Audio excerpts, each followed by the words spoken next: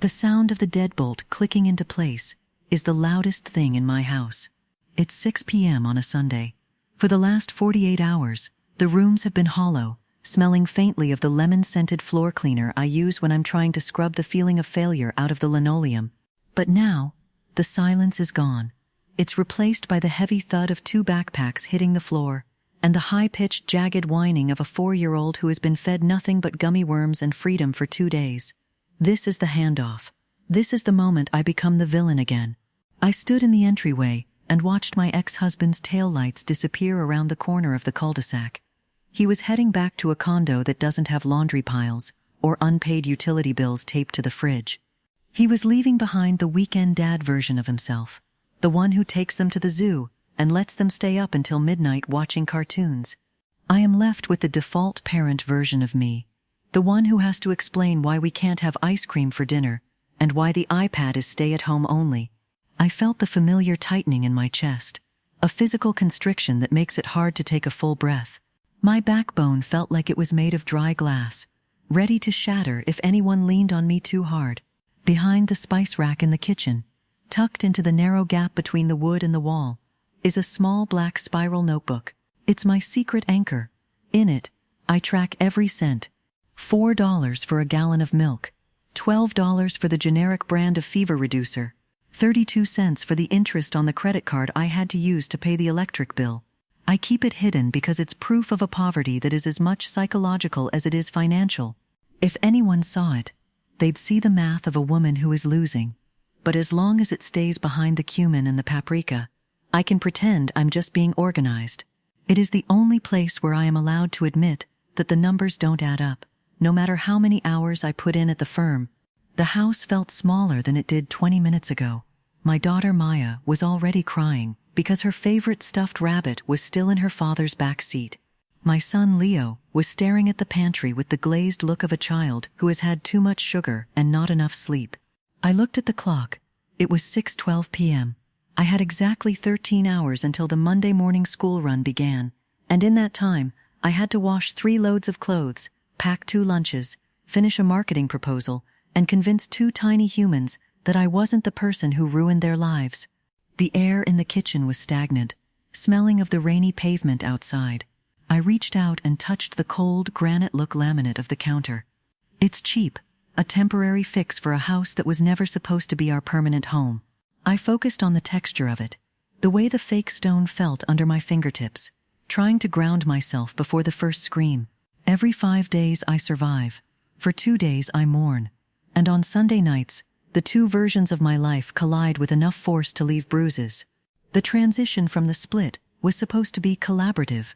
That's the word the mediator used. Collaborative. It sounds like a group project in a college marketing class. It doesn't sound like a woman sitting on the floor of a dark hallway at 2 a.m., trying to figure out if she can skip her own dental appointment to pay for her son's soccer cleats. It doesn't sound like the way my breath hitches when I see a blue truck that looks like his.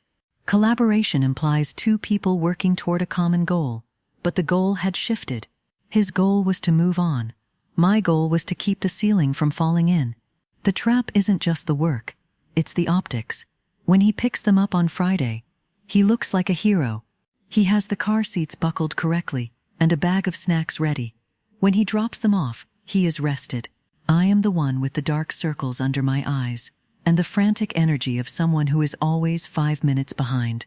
The world looks at him and sees a dedicated father. The world looks at me and sees a struggling single mother, a category that carries a faint scent of pity and inevitable burnout. I am the one who manages the pediatricians, the teacher conferences, the shoe sizes, and the social-emotional development. He is the one who manages the fun. I opened the fridge. There was half a carton of eggs and a wilted head of lettuce. The notebook behind the spice rack told me I couldn't go to the store until Tuesday. I felt a surge of resentment, so sharp it felt like a physical sting. I looked at Maya, who was still sobbing on the floor, and for a split second, I didn't see my daughter. I saw a physical manifestation of the man who left. I saw his stubborn chin and his refusal to listen. I saw the reason I was trapped in this suburban cage while he was out reinventing himself. I hated myself for seeing it, and I hated him for making it possible. The sensory shift hit me then. The smell of Leo's sweaty hair as he leaned against my leg. The sound of the rain starting to drum against the vent hood over the stove. I reached down and pulled Maya into my lap. She smelled like the expensive laundry detergent his girlfriend uses. It's a scent that makes me feel like an interloper in my own child's life. I held her until the sobbing turned into those long, shuddering breaths that happen at the end of a tantrum. I didn't say anything. I couldn't. Anything I said would have been a lie, and I was too tired to perform. By 9 p.m., the house was finally quiet again. The kids were asleep in beds that I had paid for with the emergency savings account I wasn't supposed to touch. I sat at the kitchen table with my laptop open, the blue light reflecting off the surface of the notebook I'd pulled out from behind the spices. I had $14, $12 in my checking account. The proposal was only half finished. If I didn't get it done, the firm would start looking at my reduced productivity as a liability. They were supportive at first, but support has an expiration date, especially when it involves missed meetings because of a recurring ear infection. The practical consequence of speaking up, of demanding a real 50-50th split of the labor, not just the visits, was a legal battle I couldn't win. He had a better lawyer. He had more family support. If I pushed too hard, he'd go for full custody, not because he wanted to do the work, but because he didn't want to pay the support. I knew the game. I'd seen it played a dozen times in the suburbs. The woman who complains is unstable. The woman who asks for help is overwhelmed. So I stayed silent, and I let the burnout hollow me out from the inside. I looked at the miscellaneous column in my ledger. It was empty. There is no room for miscellaneous in this life. Everything must be categorized. Everything must have a purpose. I realized then that I wasn't just tracking money. I was tracking my own worth. If the numbers stayed even, I was a good mother. If they dipped into the red, I was failing. It was a brutal binary way to live, but it was the only metric I had left that felt objective. The hum of the refrigerator felt like a vibration in my teeth. I closed the laptop and put my head in my hands. I couldn't admit to anyone that I was beginning to dread the sound of the car in the driveway on Sundays.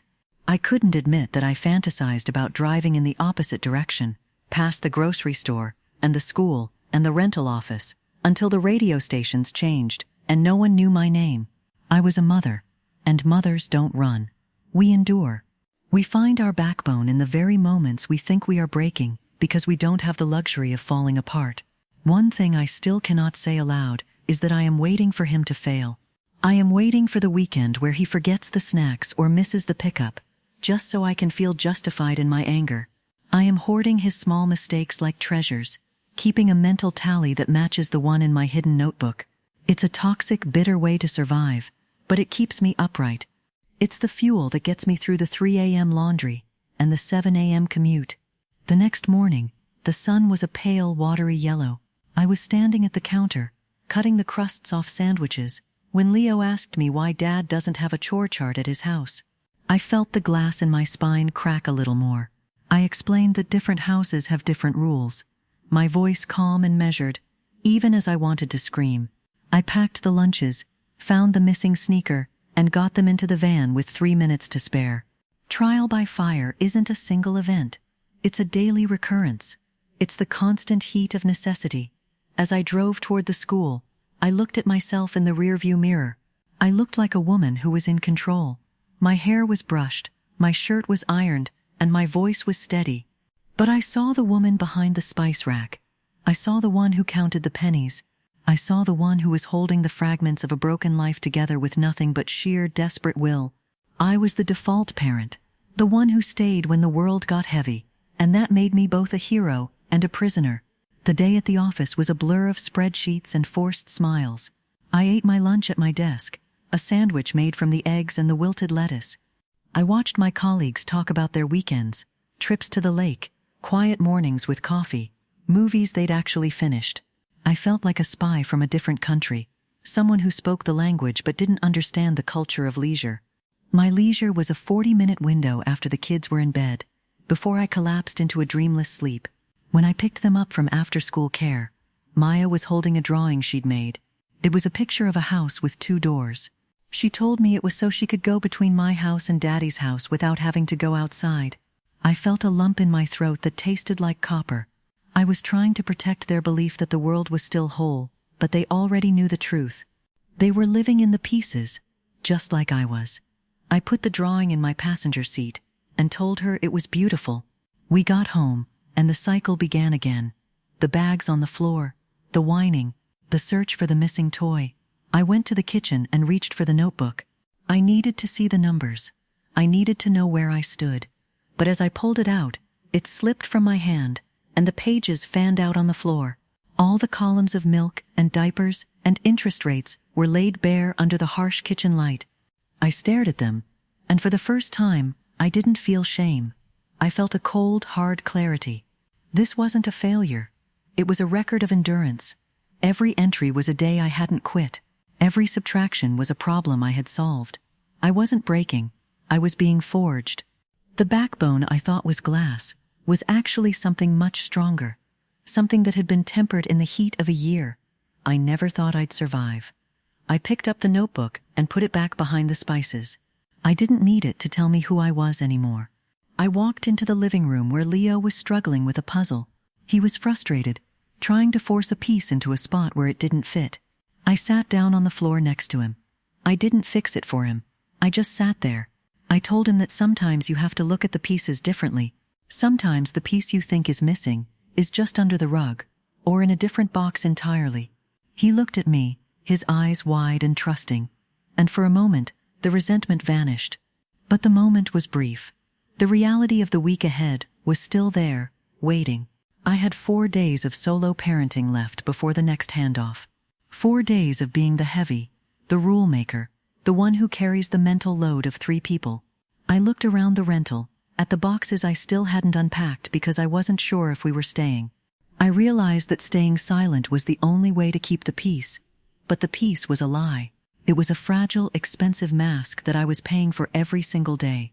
The silence of the house after they go to bed is supposed to be a relief, but tonight it felt like an accusation. It reminded me of everything I hadn't said to their father during the handoff. I hadn't told him that Maya cried for 3 hours. I hadn't told him that I was nearly broke. I hadn't told him that I was drowning. I kept the secret because I didn't want him to have the satisfaction of knowing he'd won. But in the silence, I wondered if I was the one who had actually lost. I stood by the window and looked out at the street. The rain had stopped, leaving the pavement shiny and black. A car drove by, its headlights sweeping across the room, illuminating the half-packed boxes and the toys on the rug. For a second, the room looked like a stage set, something temporary and hollow.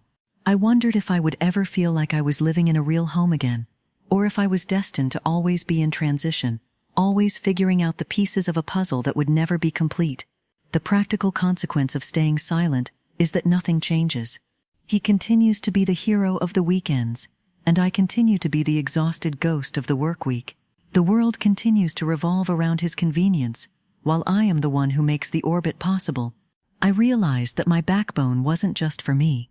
It was the pillar holding up a system that was designed to break me, and as long as I kept standing, the system would keep pressing. I went to the kitchen and turned off the light. The spice rack was a dark silhouette against the wall. I knew the notebook was there, and I knew the numbers hadn't changed. I still had $14. 12. I still had a half-finished proposal. I still had a daughter who wanted a rabbit that was 40 miles away. The devastation wasn't in the split itself, but in the quiet realization of what survival actually looked like. It wasn't a triumph. It was just a series of small, exhausting choices made in the dark. I walked down the hallway to my bedroom, stepping over a plastic dinosaur and a stray sock. I lay down in the bed that always felt too big and too cold. I closed my eyes and tried to imagine a version of tomorrow where I wasn't afraid, but the image wouldn't come. Instead, I just heard the sound of the rain starting up again. A rhythmic, persistent tapping that sounded like someone counting. Milk, diapers, interest, hours, minutes, seconds. I waited for sleep to take me, but it was a long time coming. I lay there in the quiet, a woman with a backbone of glass, waiting for the sun to come up so I could start the survival all over again.